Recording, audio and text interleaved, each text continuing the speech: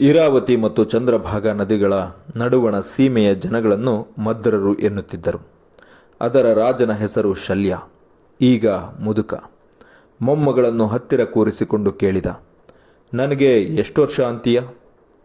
ಅಜ್ಜ, ನಿನಗಿಂತ ದೊಡ್ಡವರೇ ಇಲ್ಲ ಎಂದಳು 20ರ ಹರೆಯದ ಹುಡುಗಿ. ಆದರೂ ನಡೆಯುವಾಗ ಸೊಂಟ ಕುಸುಕಾಗುಲ್ಲ, ಬೆನ್ನು ಬಗ್ಗುಲ್ಲ. ಯಾಕೆ ಗೊತ್ತೇ? ನೀನು ಬಹಳ ಗಟ್ಟಿ. ಹುಡುಗಿ ಹೆಮ್ಮೆಯಿಂದ ಮುಗುಳ್ನಕ್ಕಳು. ಹಾಗಲ್ಲ, ನಾವು ಹಿಂದಿನ ಕಾಲದವರು. ಮುಖದ ತುಂಬ ಇಳಿಯುತ್ತಿದ್ದ, ಈಗ ವಿರಳವಾಗುತ್ತಿದ್ದ ಗಡ್ಡ ಕುಲುಕುವಂತೆ ನಗುತ್ತಾ ಎಂದ. ಹಿಂದಿನ ಕಾಲದವರು ಅನ್ನುವಾಗಲೆಲ್ಲ ನಾವು ಅಂತಿರ್ತೀಯ. ಅಂದರೆ ಎಷ್ಟು ಜನ ನೀವು? ಇಷ್ಟು ಜನ ಅಂತ ಲೆಕ್ಕವೇ? ನನ್ನಷ್ಟು ವಯಸ್ಸಾದವರೆಲ್ಲ. ನಿನ್ನಷ್ಟು ವಯಸ್ಸಾದ ಬೇರೆ ಜನವೇ ಇಲ್ಲವಲ್ಲ ನಮ್ಮ ಅರಮನೆಯಲ್ಲಿ. ಬೇರೆ ರಾಜ್ಯಗಳ ಅರಮನೆಯಲ್ಲಿದ್ದಾರೆ. ಅರಮನೆ ಹೊರಗೆ ಇರುವ ಸಾಧಾರಣ ಜನರು ಕೂಡ ಅಷ್ಟೇ. ಹಿಂದಿನ ಕಾಲದವರು ಅಂದರೆ ಗಟ್ಟಿ. ಅದ್ಯಾಕೆ ಹಾಗೆ? ಅವರ ಪದ್ಧತಿಯೇ ಹಾಗೆ, ಜೀವನ ಮಾಡ್ತಿದ್ದ ರೀತಿಯೇ ಹಾಗೆ. ನಿಮ್ಮ ಹಾಗಲ್ಲ. ದೇಶಾಚಾರ ಕುಲಾಚಾರಗಳನ್ನೆಲ್ಲ ಬಿಟ್ಟು ಬೇರೆಯವ್ರ ರೀತಿ ನಾವು ಇರಬೇಕು ಅಂತ ಹೊರಟು ಎನ್ನುತ್ತಿರುವಾಗಲೇ ಮೊಮ್ಮಗಳು ನಡುವೆ ಬಾಯಿ ಹಾಕಿ, ಅಜ್ಜ, ಮತ್ತೆ ಈ ಮಾತು ಆಡ್ಕೂಡ್ದು ಅಂತ ನನಗೂ ನಿನಗೂ ಒಪ್ಪಂದವಾಗಿರೋದನ್ನ ಮರೆತುಬಿಟ್ಟೆ ಅಲ್ಲ ಇಷ್ಟು ಬೇಗ ಎಂದಳು. ನಿಜ, ನಿನ್ನ ಕೈಲಿ ಯಾಕಿಲ್ಲದ ಮಾತು? ನಿಮ್ಮಪ್ಪ ಬರಲಿ, ಜೂಜಿಗೆ ಹೋಗಿದಾನಂತೆ. ಅವನ ಕೈಲೇ ಆಡ್ತೀನಿ. ಯಾವತ್ತು ಹಿಂತಿರುಗ್ತಾನೋ? 100 ಸಲ ಆಡಿ ಆಯ್ತಲ್ಲ. ಬೆನ್ನಿನ ನರ ಗಂಟು ಹಾಕಿಕೊಳ್ಳೋ ಹಾಗೆ 2 ಬಿಗಿದು ಹೇಳ್ತೀನಿ. 2 ಕ್ಷಣದ ಹಿಂದೆ ಗಡ್ಡ ಕುಲುಕುವಂತೆ ನಗುತ್ತಿದ್ದ ಅಜ್ಜ ತಕ್ಷಣ ಗಂಭೀರವಾಗಿ ಬಿಟ್ಟ. ಇಷ್ಟು ಹೊತ್ತಿಗೆ ಮದುವೆಯಾಗಿ ನೀನು 1-2 ಗಂಡು ಮಕ್ಕಳ ತಾಯಿಯಾಗಿರಬೇಕಿತ್ತು. ನಿಮ್ಮಪ್ಪನ ಮಾತೆ ಸರಿ ಅಂತ ನೀನು ಕುಣಿದು ಇನ್ನೂ ಕನ್ಯೆಯಾಗೇ ಉಳಿದಿದೀಯ. ಯಾವ ಚಂದ? ಈ ಮಾತು ಬಂದಾಗ ಎದುರುತ್ತರ ಕೊಟ್ಟರೆ ಅಜ್ಜ ರೇಗುತ್ತಾನೆಂದು ಹಿರಣ್ಯವತಿಗೆ ಗೊತ್ತು. ಕೈ ಎತ್ತಿ ಬೆನ್ನಿನ ಮೇಲೆ ಧಪ್ಪೆಂದು ಹೊಡೆದರೂ ಹೊಡೆದನೆ. ದಪ್ಪಗೆ ಅಗಲವಾದ ಅಂಗೈ.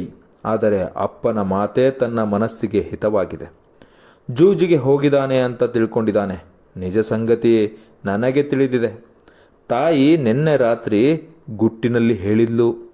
ಹೋದ ಕೆಲಸ ಆಗಲಿ. ಈ ಸಂಜೆಯ ಹೋಮದಲ್ಲಿ ಅಗ್ನಿದೇವನಿಗೆ ಮತ್ತೆರಡು ಹವಿಸ್ಸು, 20 ಗಾಡಿ ತಾಮ್ರ, ಹಿತ್ತಾಳೆ, ವಸ್ತ್ರ, ಒಡವೆ ಬರುತ್ತಿತ್ತು. ಅಷ್ಟು ಲಕ್ಷಣವಾದ ಹುಡುಗಿ ನೀನು, ಅಜ್ಜ ಅಂದ, ತನಗೆ ತಾನೇ ಹೇಳಿಕೊಳ್ಳುವಂತೆ. ಹುಡುಗಿಗೆ ಇನ್ನಷ್ಟು ಸಿಟ್ಟುವಂತು. ಲಕ್ಷಣವಾಗೇನೋ ಇದ್ದೀನಿ. ನಮ್ಮ ದೇಶದ ಹೆಣ್ಣುಗಳೇ ಹಾಗಂತೆ.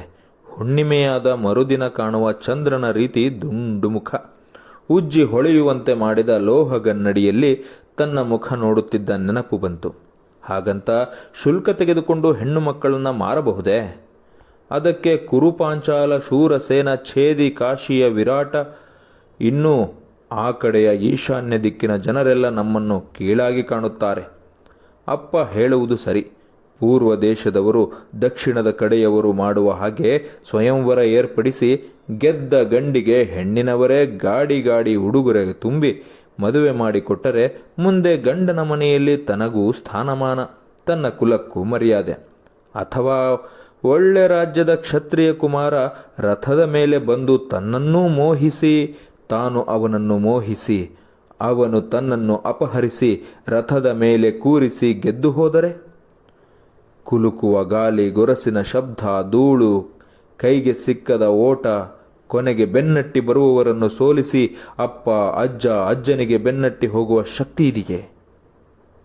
ನಡೆಯುವಾಗ ಸೊಂಟ ಕುಗ್ಗುವುದಿಲ್ಲ, ಬೆನ್ನು ಬಗ್ಗುವುದಿಲ್ಲ. ಅಜ್ಜ, ನಿನಗೆಷ್ಟು ವರ್ಷ? ಜಾಣೆ, ನೀನು ಮಾತು ಮರೆಸೋಕ್ಕೆ ಇದೇ ಪ್ರಶ್ನೆ ಮತ್ತೆ ಕೇಳ್ತಿದ್ಯಾ? ಇಲ್ಲ, ಇಷ್ಟು ವರ್ಷ ಅಂತ ನೀನು ಯಾವತ್ತೂ ಖಚಿತವಾಗಿ ಹೇಳೇ ಇಲ್ಲ. ಇವತ್ತು ಹೇಳ್ತೀನಿ ಕೇಳು. 84. ಹೇಗೆ ಲೆಕ್ಕ ಇಟ್ಕೊಂಡಿರ್ತೀಯಾ? ಹೇಗೆ? ಎಂದು ತಲೆ ಎತ್ತಿ ಹೊನ್ನೆ ಮರದ ಚಪ್ಪೆ ಹಲಿಗೆಗಳಿಂದ ಮಾಡಿದ ಮೇಲು ಚಾವಣೆ ನೋಡುತ್ತಾ ಹೇಳಿದ. ಭೀಷ್ಮನಿಗಿಂತ ನಾನು 36 ವರ್ಷಕ್ಕೆ ಚಿಕ್ಕೋನು. ಈಗ ಅವನಿಗೆ 120 ಅಂದರೆ ನನಗೆ ಬೆರಳು ಮಡಿಸಿ ಎಣಿಸು. ಕೆಂಪಗೆ ನೀಳವಾದ ಬೆರಳುಗಳನ್ನು ಸ್ಪಷ್ಟ ಗೆರೆಗಳ ಅಂಗೈಗೆ ತಗಲುವಂತೆ ಮಡಿಸಿ ಹುಡುಗಿ ಎಣಿಸಿಕೊಂಡಳು. ಉತ್ತರ ಸಿಕ್ಕುವ ಮೊದಲೇ ಮನಸ್ಸಿನೊಳಗಿಂದ ಒಂದು ಪ್ರಶ್ನೆ ಚಿಮ್ಮಿತು.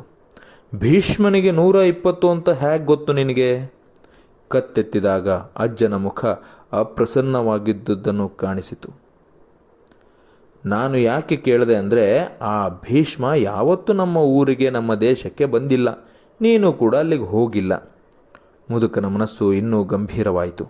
ಶುಭ್ರವಾದ ಆದರೆ ಸೂಕ್ಷ್ಮ ಸುಕ್ಕುಗಳ ಮುಖದಲ್ಲಿ ಅದನ್ನು ಕಂಡ ಹುಡುಗಿ ಮುಂದೆ ಪ್ರಶ್ನಿಸಲಿಲ್ಲ. 36 ಕಡಿಮೆ 120 ಎಂದರೆ ಎಷ್ಟಾಯಿತೆಂದು ಈಗ ಅವಳ ಲೆಕ್ಕಕ್ಕೆ ಸಿಕ್ಕಿತು. ಎಷ್ಟು ದೊಡ್ಡವನು ನಮ್ಮಜ್ಜ ಎನ್ನಿಸಿತು. ಆದರೆ ಅಜ್ಜನಿಗಿಂತ ಎಷ್ಟು? 36? ದೊಡ್ಡ ಭೀಷ್ಮ ಇನ್ನೆಷ್ಟು ದೊಡ್ಡವನಿರಬೇಕು? ಈಗ ತಕ್ಷಣ ನೆನಪಾಗಿ ಎಂದಳು, ಸಿಟ್ಟು ಮಾಡ್ಕೋಬೇಡ ಅಜ್ಜ, ನನಗೂ ಗೊತ್ತಿದೆ. ಹಿಂದೆ ಅಜ್ಜಿಯನ್ನ ಅವನ ತಮ್ಮನ ಮಗನಿಗೆ ಕೇಳೋಕ್ಕೆ ಅಂತ ಭೀಷ್ಮನೇ ಬಂದಿದ್ದಂತೆ ನಮ್ಮೂರಿಗೆ.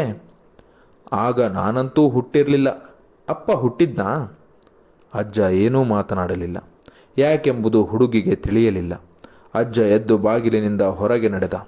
ಬೇಸಿಗೆಯ ದಗೆಗೆ ಉದ್ಯಾನದ ಗಿಡಗಳು ಕೂಡ ಸೊರಗಿದ್ದವು. ಶಾಕಲ ಪಟ್ಟಣದಲ್ಲಿ, ಬರೀ ಶಾಕಲ ಪಟ್ಟಣವೇನು, ಇಡೀ ಮದ್ರ ದೇಶದಲ್ಲಿ ನೀರಿಗೆ ಬರವಿಲ್ಲ.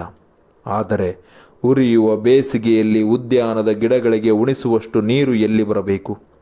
ಉದ್ಯಾನದ ಆಚೆಯ ಮರಗಳು ಕೂಡ ಒಣಗಿ ನಿಂತಿವೆ. ಮಳೆ ಬೀಳುವ ತನಕ ಎಷ್ಟು ತಿಂಗಳು?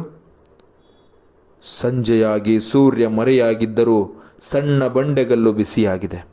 ರಾಜನಾದ ತಾನು ಬರೀ ನೆಲದ ಮೇಲೆ ಕೂಡಬಾರದು. ಸೇವಕನು ದರ್ಬೆಯ ಹಾಸು ಹಿಡಿದು ಹಿಂದೆಯೇ ಬರುತ್ತಿದ್ದಾನೆ. ಅದನ್ನು ಹಾಕಿಸಿಕೊಂಡ ಮೇಲೆ ವೃದ್ಧ ಶಲ್ಯರಾಜನು ದೂರ ಹೋಗುವಂತೆ ಸೇವಕನಿಗೆ ಹೇಳಿದ.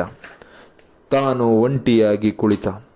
ಹಾರುವ ಹುಳ ಹುಪ್ಪಟೆಗಳನ್ನು ಕೂಡ ಸ್ತಬ್ಧವಾಗಿಸುವಂತೆ ಸ್ಥಗಿತಗೊಂಡ ಗಾಳಿಯಲ್ಲಿ ಕುತ್ತಿಗೆ, ಹಣೆ, ಎದೆಗಳೆಲ್ಲ ಬೆವರಿನ ಅಂಟು. ಈ ತಿಂಗಳೇ ಬರಬೇಕು ಮಳೆ, ಈ ತಿಂಗಳೇ ಬರಬೇಕು. ಓ ಪ್ರಜನ್ಯ!